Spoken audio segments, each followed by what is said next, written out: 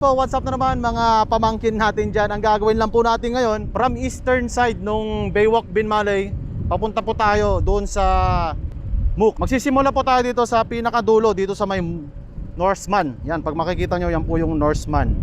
Ito po yung Norseman. So, mamaya hindi ko na may turn to ng basta-basta. So, sana po maganda yung audio natin, no? At pagpasensya nyo na po, medyo magalaw po to dahil hindi po tayo naka-rock steady. Ang gamit po natin kasi yung DJI na Osmo Pocket. So medyo may paggalaw-galaw ng konti mamaya. So let's go! Okay. Ayan po, ito po yung Norseman, no? Pag mapapansin nyo mga pamangkin natin dyan. Yan, nandito po tayo sa Norseman. From east side po, diretso po tayo. Nanggaling po tayo sa dulo. Ito po yung east side ng Binmaley Baywalk. Alright. Ayan po, ito ba yung medyo mahaba na ano, no? Ito yung medyo mahaba na stretch na wala pang masyadong business establishment. So titignan natin kung ikakat ko na lang siguro ito mamaya. Kung sakaling diretso to, makikita nyo, kung sakaling diretso, hindi siya nakat. Pero kung sakaling hindi siya diretso, nakat po siya. At syempre pumunta ako dito, medyo pan na kasi, anong oras na rin, no? At nasa 6:30 na po yung oras natin ngayon. So yan po, ginagawa pa po itong area na to. Ito yung papunta na ng Sabangan. Yung pag diniretso mo to, pagpabalik tayo doon sa eastern part. Yan. So yun mga pamangkin, dire-diretso lang po tayo. Medyo malayo pa po yung area na marami ng business establishment na makikita nyo dito sa Binmaley Baywalk. East side po tayo. At syempre pa, pag pumupunta kayo dito sa Binmaley Baywalk, pag may mga sasakyan kayo, ang ingatan nyo rin po, may mga humps. As much as possible, huwag kayong magmamabilis. Yung saktong takbo lang, takbong pogi ba? Yun lang. Ito, hindi ko alam pangalan nito. May mga parang housing din dito na parang ito, may humps dito. Tingnan. Mag-humps po tayo. Yan, makikita nyo dyan. Makikita nyo naman sa video, no?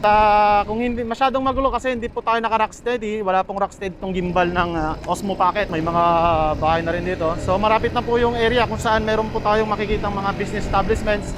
May mga nagbebenta ng mga foods, drinks na nasa labas din sila. So, hindi ko pwedeng ikutin yung wala akong tagahawak ng camera. Ang gamit po pala natin ngayon, by the way, ang gamit po pala natin ngayon sa sasakyan, Choi Nori. Choi Nori po by Suzuki. Hindi po tayo sponsored. Pero yan po, para makita nyo lang yung stretch ng east side, kung saan hanggang doon sa dulo ng Norseman, natatapos pa lang yung Baywalk na to. At papunta po tayo sa Mook's Resto Bar. Okay. Yan na po, medyo makikita nyo na po yung mga pailaw dyan mamayang konti. Yung mga may ilaw, yan na po yung mga area ng Bali-Bali, mga ganon.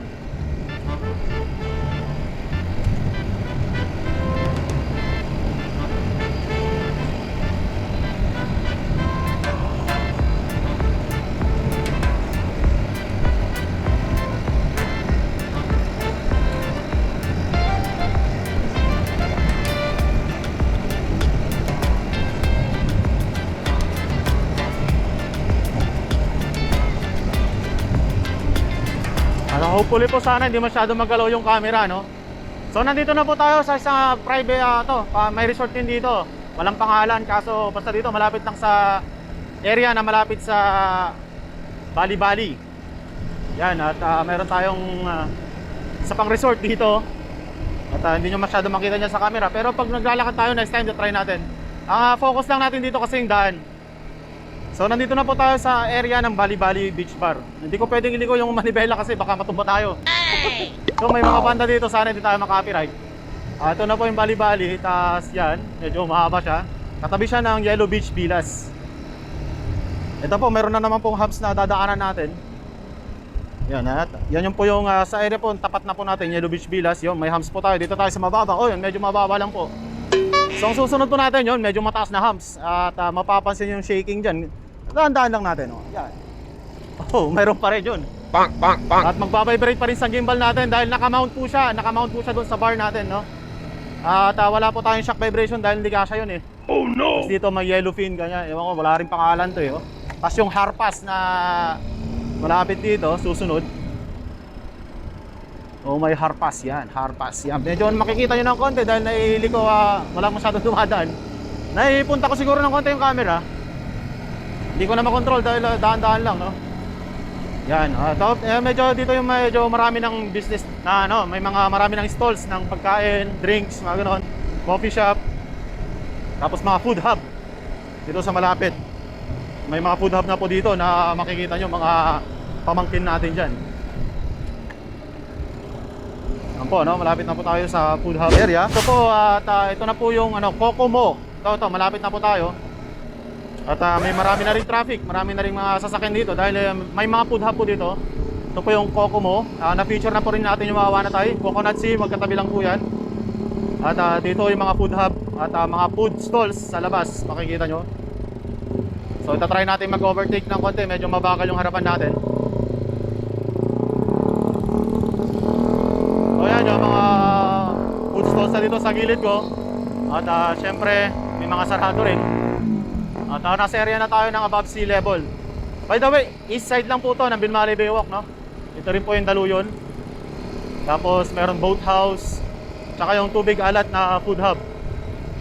Ito rin po, dito yon. Yan. So medyo maganda-ganda na yung mga pailaw paggabi, no? Siyempre mga alas 6 yan. Nagtago na ang araw, siyempre nandiyan na yung mga pailaw natin. Hopefully malinaw pa rin ang audio ko hanggang sa ngayon, no? So pupuntahan lang po natin hanggang sa Mook's Resto Bar.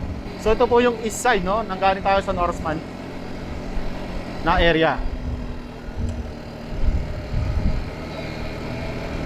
At pasunod na po tayo, nandito na po tayo sa Mook's Resto, no?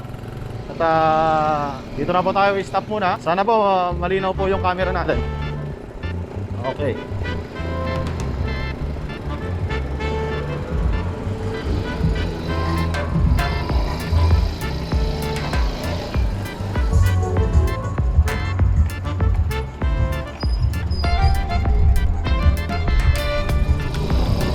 Ito, nag-park na tayo, nandito na tayo.